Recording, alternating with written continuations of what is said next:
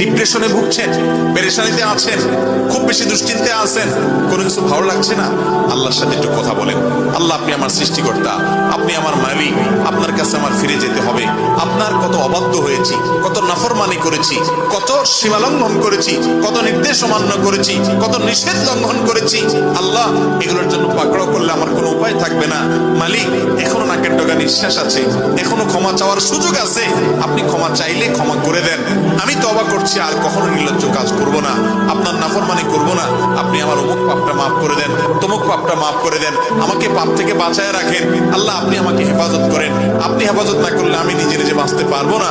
মালিক, আপনি রহম করেন। আল্লাহর সাথে একটু কথা বলেন। আল্লাহর কসম, সালহাতুস সঙ্গে বুদি দিল খারাস, আজমুদে এক জামানা খাকে বাস। পাথর হয়ে বহুদিন ছিলেন ভাই, একটু আল্লাহর সাথে কথা বলেন, চোখের পানি ফেলেন, দোয়া করেন। বিশেষ করে ভোর রাতের দোয়া, ভোর রাতের দোয়া, এটা গুলি মিস হলে মিস হয় না।